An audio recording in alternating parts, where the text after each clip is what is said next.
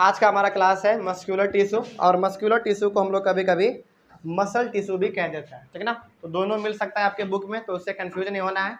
Muscular tissue का बात करें या फिर मसल टिश्यू का बात करें, दोनों सेम है ना। इसमें भी हमारा तीन टाइप है, इसमें भी हमारा 3 टाइप है।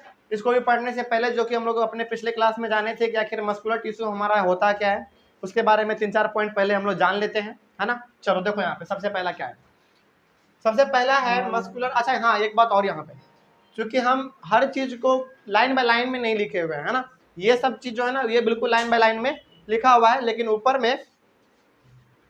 में हमारा कुछ ऐसे कुछ सेंटेंस लिखे हुए हैं जो कि पूरा नहीं है, लेकिन आप उसको अपने से बना के लिख सकते हैं। जैसे यहाँ पे लिखा हुआ है, देखो, इलोंगेटेड एंड लार्ज साइज्ड। आप इसको कैसे बना के लिख सकते हैं? Muscular tissue are elongated and large sized. क्या उतना लिखने का हमको जरूरत है क्या? नहीं, आप ये सब कर सकते हैं। तो शॉर्ट में हम केवल यहाँ पे लिखे हुए हैं ताकि बोर्ड में हमारा स्पेस बचा रहे और पूरी तरीके से यहाँ पे एडजस्ट हो जाए हर चीज, है ना। तो इलोंगेटेड एंड लार्ज साइज का मतलब क्या होता है? इलोंगेटेड का मतलब होता है लॉन्ग। तो जो मस्कुलर टिश्यू हमारा है, यानी कि जो आप स्किन देख पा रहे हैं, यही हमारा मस्कुलर टिश्यू है। हालांकि तो ऑर्गन हमारा हो गया, लेकिन जो टिश्यू होगा, इस जो हमारा ऑर्गन है, जो मिल के बना होगा, किससे? टिश्यू से मिल के बना होगा, तो वो हमारा लॉन्ग और लार्ज साइज का होता है। बात समझ में आ रहा है क्या कह रहे हैं? कोई दिक्कत इसमें? तो सबसे पहला पॉइंट हो गया, muscular tissue are elongated and large side, यानी कि वो लंबा, इसके साथ ही साथ वो बड़ा भी होता है ना। पहला ये हो गया हमारा। उसके बाद also called muscle fibres. Muscular tissue को हम लोग कभी कभी मसल फाइबर भी कह देते हैं, क्योंकि देखो ये इतना लंबा और ये इतना बड़ा होता है ना कि ये फाइबर जैसा आपको देखने में लगेगा, यानी कि एकदम बिल्कुल धागा के जैसा आपको लगेगा देखने में, है ना। तो इसको हम लोग कभी कभी मसल फाइबर्स भी कह देते हैं। कोई डाउट इसमें? समझ में आ रहा है? तो ये 2 पॉइंट हो गया हमारा, muscular tissue are elongated and large sized, and second, muscular tissue are also known as muscle fibres. क्यों? क्योंकि ये हमारा थोड़ा सा फाइबर के जैसा भी लगता है, क्योंकि लंबा होता है प्लस बड़ा भी होता है, तो झिल्ली टाइप का लगता है, उसके लिए हम लोग इसको मसल फाइबर्स भी कह देते हैं, ठीक ना। उसके बाद फिर क्या लिखा हुआ है? Responsible for movement in our body. आप इसको ऐसे लिख सकते हैं, muscular tissue are responsible for movement in our body, है ना। अब जैसे हम यदि चल फिर पा रहे हैं तो अपने मस्कुलर टिश्यू के वजह से भी चल पा रहे हैं। हालांकि काम तो और भी बहुत सारे ऑर्गन हमारा कर रहा है, लेकिन इसमें से एक बड़ा हाथ हमारा किसका हो सकता है? मस्कुलर टिश्यू का हो सकता है। यदि हम चल फिर पा रहे हैं तो इसमें मस्कुलर टिश्यू का बहुत बड़ा रोल है ना। क्योंकि यदि हमारे पैर, यदि हमारा पैर है तो पैर के नीचे वाले सरफेस पे क्या है? मसल्स है, वो कॉन्ट्रैक्ट रिलैक्स हो रहा है, तभी तो हम आगे बढ़ पा रहे हैं ना। तो मूवमेंट के कारण, मूवमेंट भी हमारा एक कारण हो सकता है मस्कुलर टिश्यू की वजह से।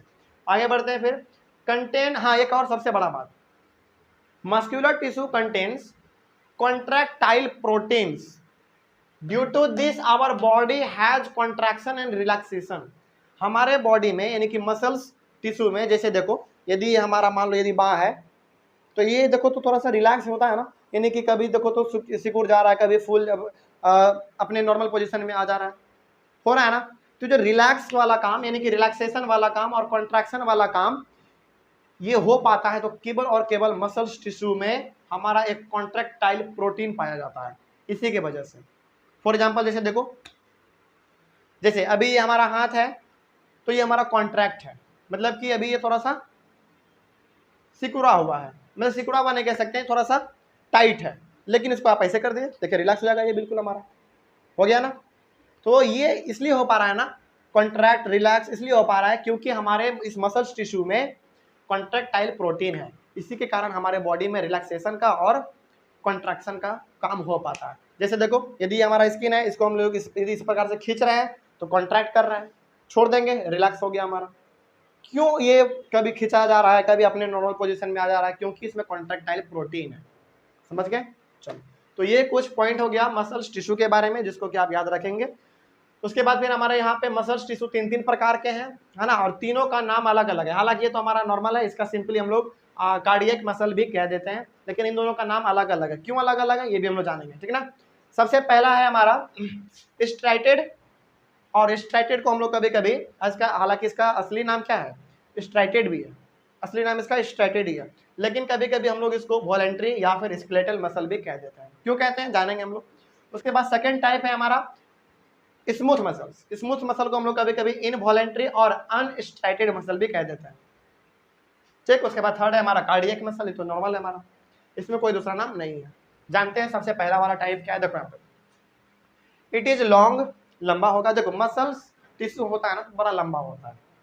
मसल्स टिश्यू आप कह सकते हैं हमारे बॉडी में सबसे लंबा टिश्यू होता है। और मसल्स टिश्यू में भी आपका सबसे लंबा जो टिश्यू होता है ना, वो होता है, टिश्यू नहीं, सेल जो होता है हमारा, वो होता है न्यूरॉन। पढ़ेंगे अभी हम लोग, अगले क्लास में पढ़ेंगे, वो होता है हमारा नर्वस टिश्यू। हालांकि वो मस्कुलर टिश्यू का पार्ट नहीं है, लेकिन वो अलग है, लेकिन वही हमारे बॉडी का सबसे बड़ा सेल है। खैर मेरा बात यहाँ पे चल रहा है अभी। तो मस्कुलर टिश्यू हमारा जो पहला टाइप है हमारा स्ट्राइटेड वाला, वो इट इज लॉन्ग, लंबा होता है, सिलेंड्रिकल यानी कि सिलेंडर के जैसा रहेगा, गोल रहेगा कुछ इस प्रकार का। यदि हम डायग्राम यदि बनाना चाहें तो इस प्रकार का, देखो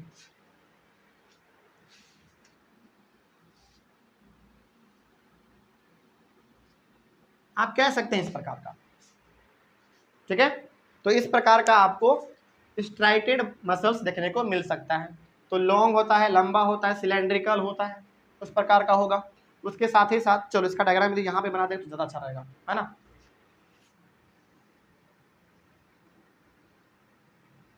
इस प्रकार का हमारा होता है। उसके बाद फिर क्या लिखा हुआ है, अनब्रांच्ड।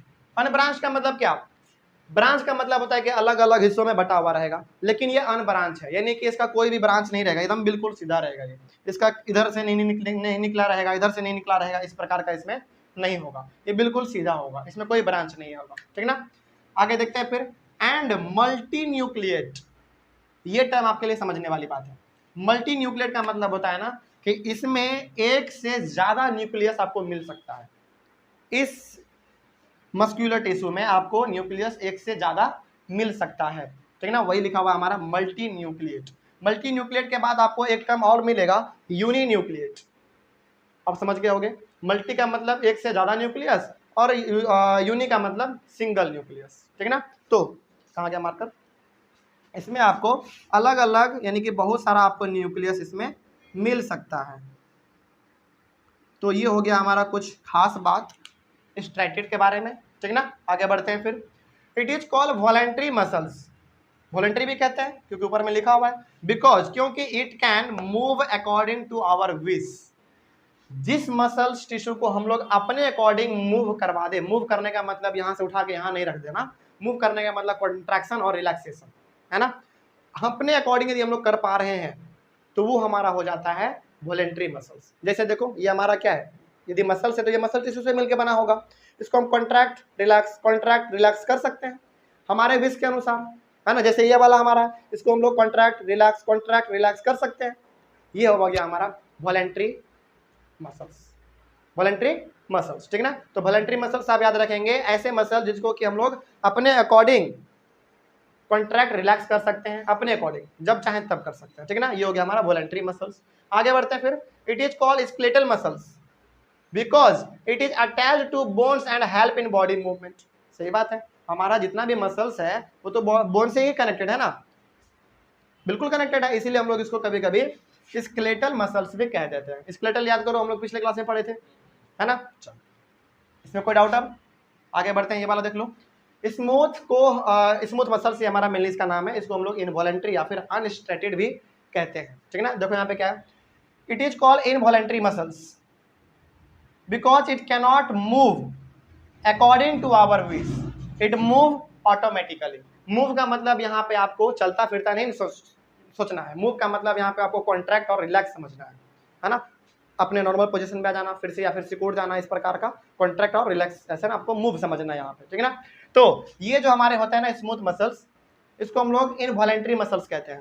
देखो वॉलेंट्री में हमारा क्या था, वॉलेंट्री में हमारा था जिसको हम लोग अपने अकॉर्डिंग कॉन्ट्रैक्ट रिलैक्स कर सकते हैं, लेकिन ये हम लोग अपने अकॉर्डिंग नहीं कर सकते हैं, ये ऑटोमेटिक होता है हमारे बॉडी में, इसीलिए हम लोग इसको कहते हैं इनवॉलेंट्री। वॉलेंट्री का जस्ट अपोजिट क्या, इनवॉलेंट्री। इसमें हमारा विश चलता है, इसमें हमारा विश नहीं चलता है, इसमें हमारा मन जरा सा भी नहीं चलेगा। तो ये हो गया हमारा इनवॉलेंट्री मसल्स। जैसे देखो यहाँ पे एलिमेंट्री कैनाल, एलिमेंट्री कैनाल मतलब क्या, जो हम लोग डाइजेस्टिव सिस्टम में जो पढ़ते हैं वही हमारा क्या, एलिमेंट्री कैनाल है। माउथ से लेकर एनस तक का जो हमारा पाथ है वही हमारा पूरा क्या कहलाता है, एलिमेंट्री कैनाल कहलाता है ना। तो क्या एलिमेंट्री कैनाल में हमारा कोई रोल है क्या, उसको क्या हम रोक सकते हैं क्या? नहीं रोक सकते। उसमें जो कॉन्ट्रैक्ट का रिलैक्स का काम होगा वो होता ही रहेगा, उसमें हम लोग नहीं रोक सकते, उसमें मेरा बस नहीं चलता है। आगे फिर ब्लड वेसल्स, नस, क्या उसमें आपका कोई कंट्रोल है? नहीं है। ब्लड का फ्लो अपने आप होता रहता है, तो वो हमारा इनवॉलंटरी हो गया।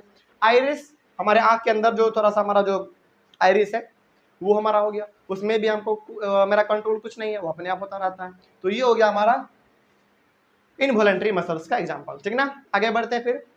Smooth muscles are called unstriated muscles. देखो तो यहाँ पे केवल अनस्ट्रेटेड लग गया है, अन लग गया UN, लेकिन ये था हमारा स्ट्रेटेड।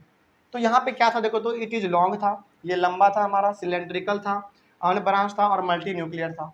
लेकिन इसका जस्ट उल्टा हो गया, ये हमारा क्या हो गया? देखो यहाँ पे, बिकॉज इट इज लॉन्ग, ये लंबा तो होता है, जैसे ये लंबा था, ये भी लंबा हमारा लंबा होगा, लेकिन स्पिंडल शेप का होगा। स्पिंडल शेप का मतलब समझते हो क्या होता है? नहीं, सर्कल नहीं कह सकते हो, नहीं, थोड़ा सा इस प्रकार का। देखो ये लंबा होगा लेकिन स्पिंडल शेप का होगा। कैसे? देखो कुछ इस प्रकार का,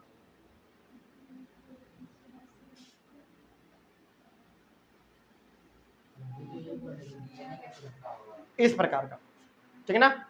तो इस प्रकार का जो आपका मसल्स होगा वो हम लोग कह देते हैं उसको अनस्ट्रेटेड मसल्स, ठीक है ना। तो ये हो गया हमारा unstriated muscles because it is long with spindle shape, लंबा होगा प्लस स्पिंडल शेप का, ये होगा हमारा। उसके बाद एंड यूनिन्यूक्लिएट, यानी कि इसमें आपको एक ही न्यूक्लियस देखने को मिलेगा। फॉर एग्जाम्पल, चलो मान लो ये हमारा हो गया,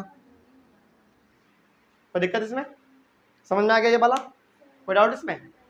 चलो आगे बढ़ते हैं फिर। तो इसको हम लोग इनवॉलेंट्री या फिर अनस्टार्टेड क्यों कहते हैं, समझ में आ गया। इसको हम लोग वॉलेंट्री और या फिर स्प्लेटल क्यों कहते हैं, ये भी समझ में आ गया। डायग्राम भी आपके पास है दोनों आपके पास। फिर ये हमारे पास कार्डियक मसल्स क्या है, देखो इट इज इनवॉलेंट्री मसल्स, ये भी हमारा कार्डियक मसल्स ही है। कार्डियक मसल्स भी हमारा इनवॉलेंट्री है, यानी कि इस पर भी हमारा कोई बस नहीं चलता है, ठीक है ना। आगे देख लो, it is found only in the wall of heart. लेकिन कार्डियक मसल्स का सबसे बड़ा खासियत ये है ना कि ये केवल और केवल आपके हार्ट के वॉल में ही मिलेगा, यानी कि जो आपका जो हार्ट है, जो धड़कन आपका है, उसके वॉल में ही आपको ये मिलेगा, उसके अलावा नहीं मिलता ये कहीं पे, ठीक है ना। आगे बढ़ते फिर। Heart show contraction and relaxation through out life, मतलब कि जब तक आप जीवित हैं तब तक आपके लाइफ में, सॉरी आपके हार्ट में कॉन्ट्रैक्शन और रिलैक्सेशन का काम चलता रहता है। काम बंद हो गया तो आप भी मर जाएंगे, इस प्रकार का हमारा होता है इसमें। हाँ बोलो, सवाल पूछने दो उसको, सवाल पूछने दो। हाँ इनवॉलंटरी तो लिखा हुआ है, इसमें भी हमारा कोई बस नहीं चलता है, इसीलिए ये इनवॉलंटरी है। और हाँ बोलो, अलग टाइप दे दिया केवल, क्या दिक्कत है इसमें? अलग टाइप दे दिया जो कि केवल और केवल हार्ट में ही पाया जाता है, केवल हार्ट में पाया जाएगा। तो ये भी हमारा क्या हो गया, एक इनवॉलंटरी हो गया, इसमें भी हमारा कोई बस नहीं चलता। और हार्ट में कॉन्ट्रैक्शन और रिलैक्सेशन का काम जीवन भर चलता रहता है, ये कभी थकता नहीं है ना।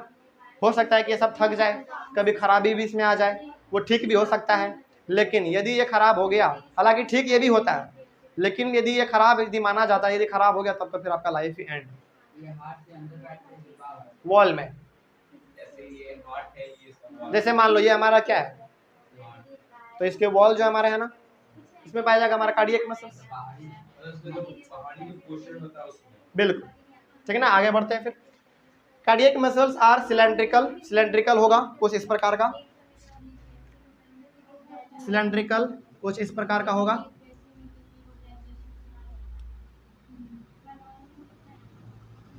ठीक है ना। लेकिन ये ब्रांच्ड होगा, ब्रांच्ड मतलब क्या, अलग अलग ब्रांच होगा। हाँ जैसे मान लो एक ब्रांच इसका इधर हो सकता है, एक ब्रांच इसका इधर हो सकता है, एक मिनट रुक जाओ, एक हमारा इधर हो सकता है।